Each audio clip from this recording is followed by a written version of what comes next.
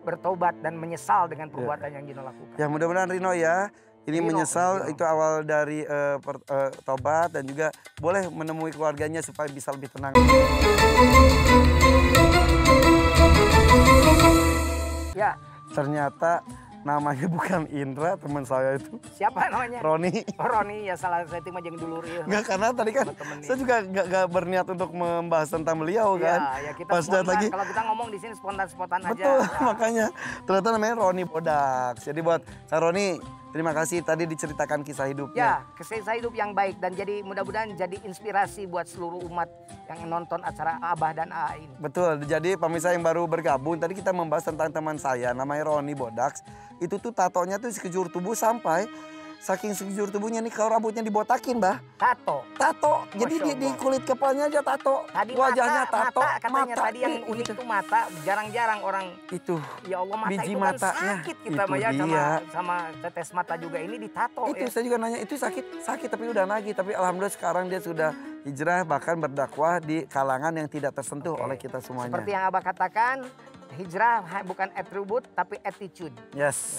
Luar biasa nih pemirsa MNC TV Abah dan AA yang hadir Sabtu Minggu pagi ini juga menyentuh insya Allah semua kalangan ya. Dan juga hari ini temanya adalah terjebak dalam dosa ya. Sudah banyak yang mengirimkan pertanyaan melalui @official MNC TV. Terjebak itu berarti terus-terusan atau yang benar cukup satu kali kehilangan tongkat, cukup satu kali. Jangan dua kali bersalah yang sama, jangan dua kali. Orang yang baik bukan yang tidak pernah melakukan kesalahan, tapi yang menyadari kesalahannya dan memperbaikinya.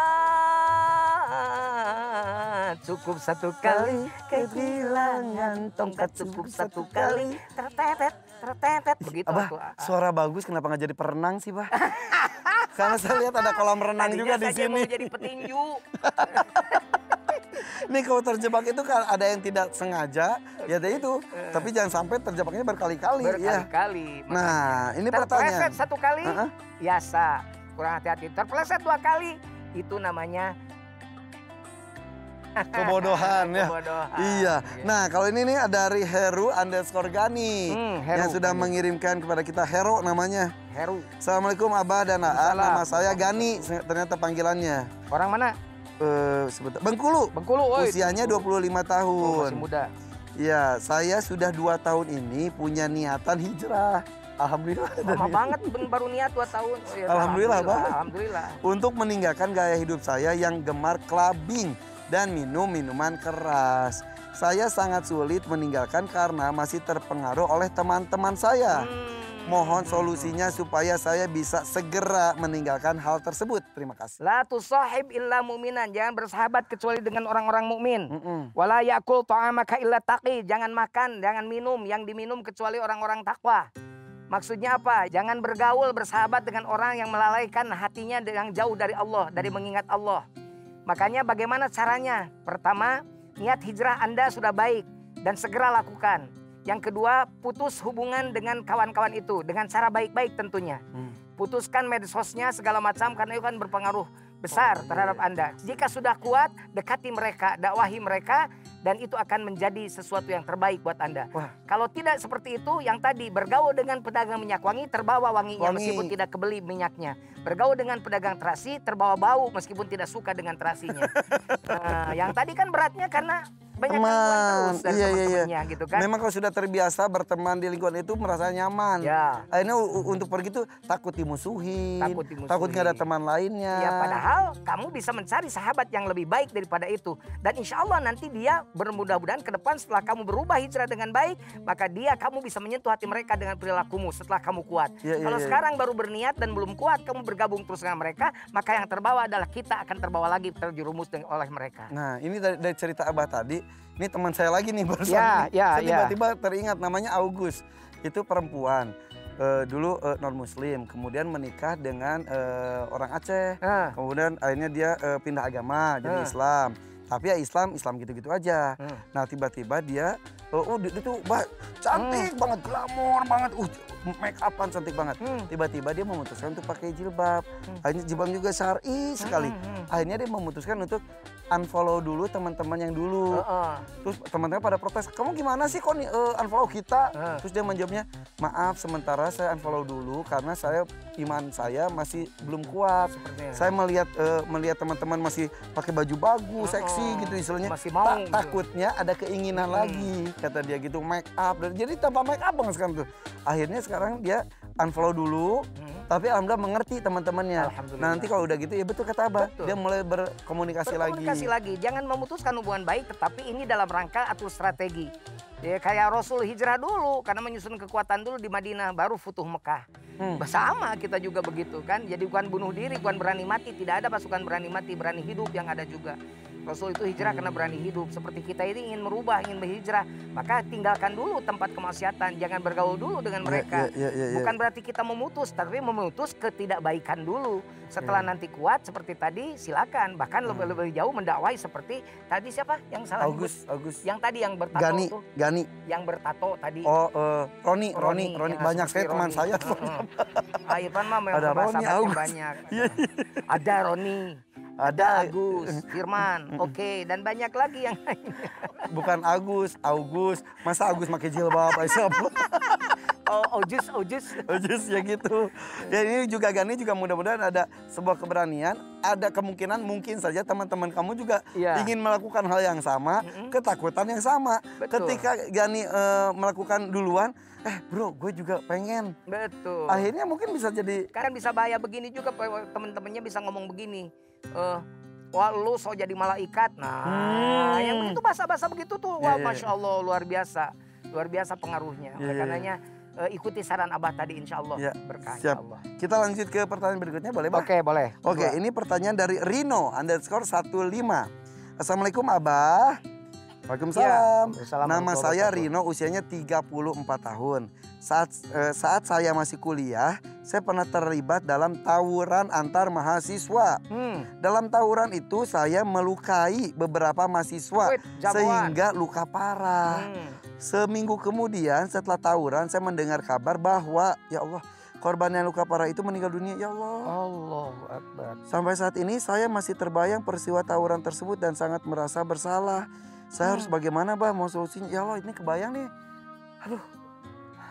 Ya pasti merasa berdosa. Pasti teringat-ingat terus. Dikepung terus, dihantui terus gitu kan. Menghilangkan nyawa orang. Menghilangkan nyawa orang dosa besar. Dan menghilangkan nyawa orang itu diancam dalam Al-Quran sebagai apa? Wa may yaqtul mu'minan muta'ammidan fajazau jahannam khalidan fiha.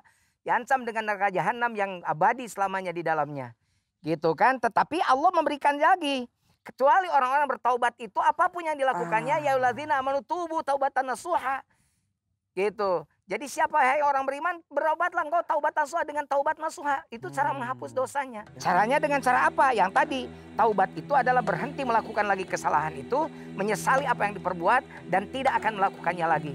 Begitu. Apalagi kan ini jatuhnya ya sengaja nggak disengaja orang tawuran kan namanya juga kan. Ya. Bahkan ada sahabat Nabi tuh, aduh siapa Bah yang mengubur anaknya hidup-hidup perempuan dan akhirnya ketika udah zaman jahiliyah tuh kerjaannya begitu. Betul. Pas masuk Islam dia langsung menangis terus. Menyesali perbuatannya. Makanya tubuh ilallahi taubatan nasuha.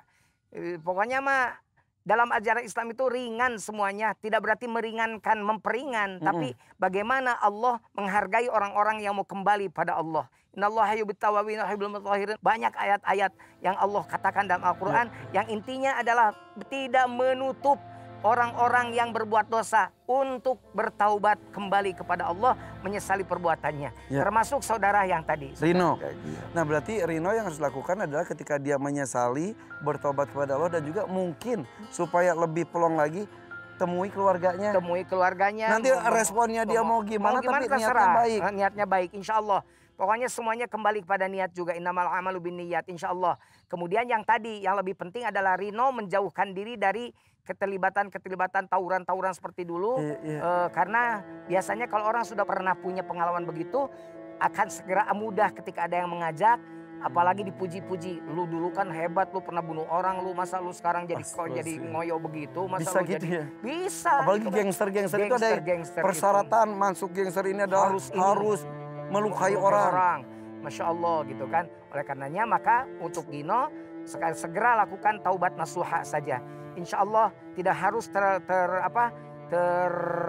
dihantui dengan rasa bersalah terus. Boleh itu dilakukan untuk memompa semangat kita bertobat dan menyesal dengan perbuatan yang Gino lakukan. Ya mudah-mudahan Rino ya. Ini menyesal itu awal dari tobat dan juga boleh menemui keluarganya supaya bisa lebih tenang lagi. Oke. Bah, lo tempat luas gini, atau ajak saya ke tempat yang mana lagi atuh? Ayah ayam pelung atuh. Oh ya. Seneng ayam pelung. Ama pernah tidak lihat ada ayam Jepang dia itu. Iya pokoknya kita panjang, banyak kesamaan gitu. Pokoknya kita malah. Di dalam kotak juga. Oh iya betul. Saya pikir itu baju pasti buka ayam. Bina-bina teuing ayam dina kotak. Emang begitu. Udah kita ke sana ya.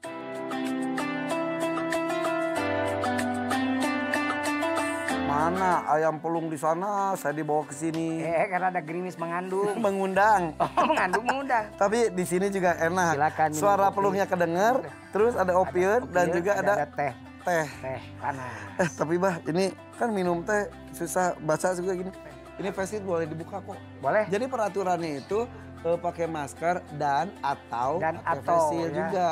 Iya, jadi kalau dan atau itu pilihan berarti. Iya, boleh. Tapi walaupun demikian kita masih menjaga jarak, masih memakai masker, mencuci tangan, kemudian juga semua kru yang ada di sini bahkan kita berdua pun melakukan swab selalu PCR swab. Negatif semuanya. Sekarang tuh syuting yang paling rugi karena tidak kelihatan.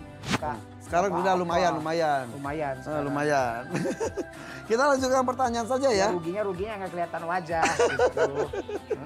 Oke, nah ini juga belum kelihatan wajah, cuma kiriman ini saja nih pertanyaan melalui IG kami nih. Oke. Di official MNC TV masih di tema kita yaitu terjebak dalam dosa. Ya. Ini pertanyaan ini berikutnya datang dari @andita_love. Wow. Assalamualaikum Abah dan AA. Waalaikumsalam warahmatullahi wabarakatuh. Nama saya Dita. Usianya 32 tahun. Saya sudah 3 tahun bekerja di perusahaan untuk meminjamkan uang tanpa jaminan. Namun dengan bunga yang tinggi. Belakangan ini saya sadar kalau pekerjaan yang saya lakukan ini tidak berkah. Alhamdulillah sadar. Saya berat untuk meninggalkannya karena saya adalah tulang punggung keluarga. Sejak ayah saya meninggal 3 tahun lalu. Saya harus bagaimana ini? Terima kasih. Waalaikumsalam warahmatullahi wabarakatuh. Sadar tapi berat. Iya. Jadi dia tahu karena dia tulang punggung. Bingung juga sih, Bah. Sadar tapi berat. Oke, begini. Manit tajaro qabla ayyatafaqaha irtatoma fir riba sumartatom. Itu sabda Sayyidina Ali karamallahu wajah. Barang siapa yang berjual beli tanpa belum mengetahui belum paham tentang bab riba, maka dia akan terjebak pada riba.